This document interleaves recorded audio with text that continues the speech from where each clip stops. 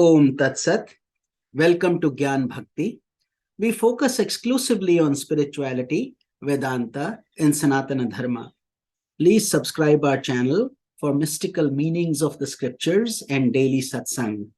Our humble prostrations to all pervading Brahman or God, our worshipful Guruji, Swami Jyotirmayananda Ji Maharaj, all sages and scriptures, and to the divinity in each of you. We are currently exploring the scripture Mysticism of Mahabharata. Commentary is by Sri Swami Jyotirmayananda Ji and narrated by myself, Swami Nikhilananda. So yesterday we had started the episode, The Burning of Khandava Forest. So let us understand the mystical meaning today. If the story of the burning of Khandava forest is taken literally, it seems to make very little sense. It seems silly that the fire god should suffer from indigestion, and absurd that Krishna and Arjuna should mercilessly destroy all the creatures of a forest. However, with proper understanding, one realizes that this story contains profound mystic symbolism. The fire god symbolizes the fire of aspiration in every individual. That fire becomes dull if you are involved in sakamya karma, or actions performed with desire. Sakamya karma is represented by ritualistic yajna or sacrifice, or the pouring of oblations into fire. So if a person goes on pursuing actions for the sake of fruits, year after year, he is like that ancient king who performed ceaseless ritualistic sacrifice for the sake of attaining swarga or heaven. If one is constantly involved in sakamya karma, then the fire within, the fire that could lead him to enlightenment, becomes weak.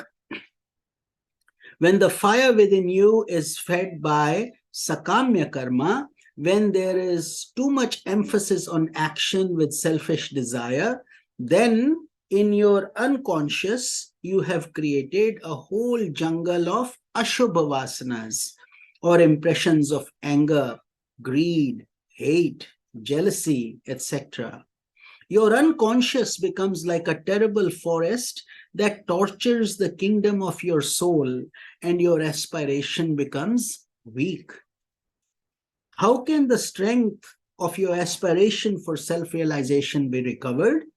If you were to practice sadhana, spiritual disciplines, and purify your heart and allow the divine force of vairagya, dispassion, to enter in your unconscious, with the help of Krishna and Arjuna, you could clean up that whole forest.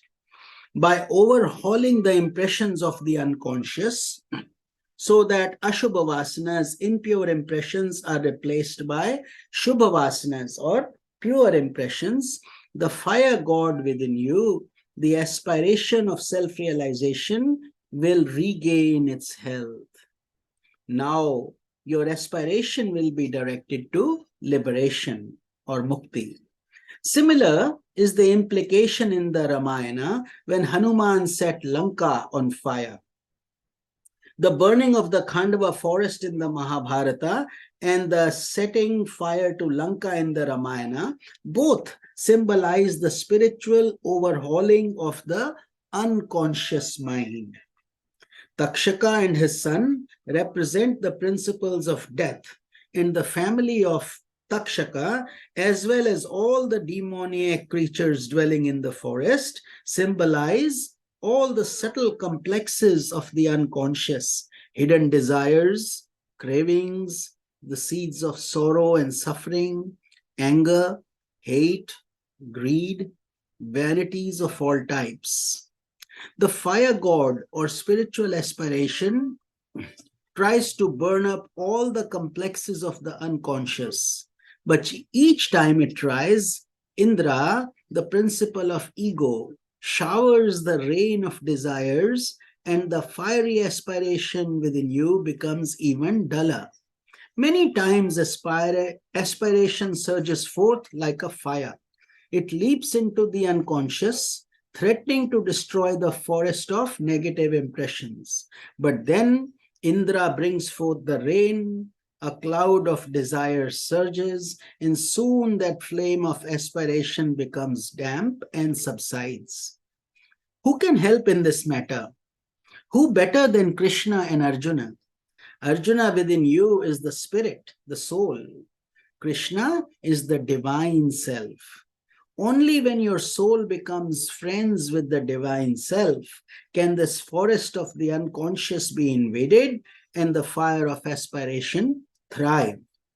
Once divine assistance comes to an aspirant and his aspiration is no longer dampened by the results of selfish actions, he then finds his way into his unconscious and as if sets the forest of the unconscious on fire. The old ego tries to dampen that aspiration by pouring down a shower of desires, but this time it cannot succeed. The force of inquiry and vigilance, the divine movement of Krishna and Arjuna, deal a fatal blow to the upsurge of selfish desires. So this is the stage where we actually overcome these vices and the virtues prevail. But as we see in the story, it takes several attempts. The creatures of the forest who were destroyed are all symbols of the Ashubha Vasanas or impure impressions in the unconscious. And they were all mercilessly eliminated.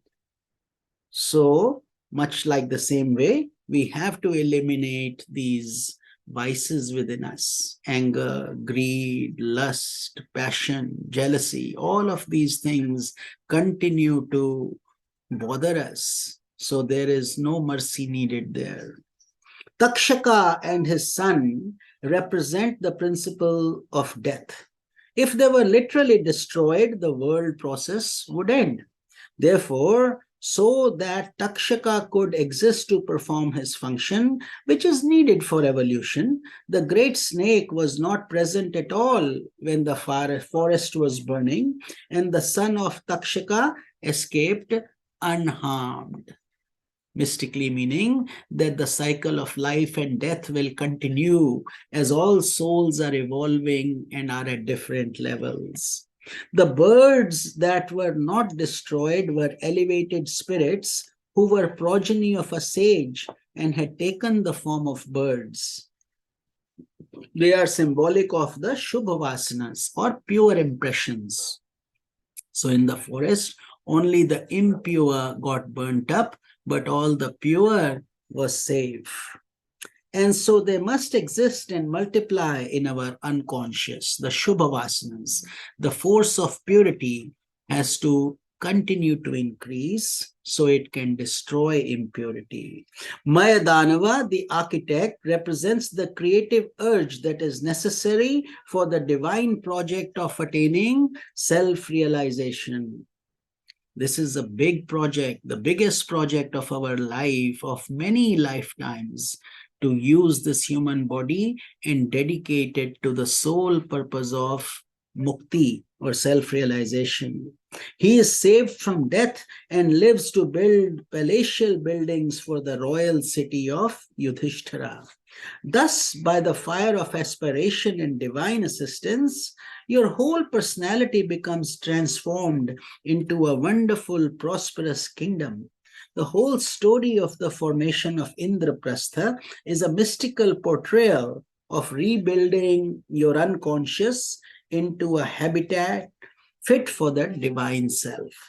Most people spend their lives concerned only for their conscious life, where there is awareness, because they are not familiar with all the storage that is inside the unconscious.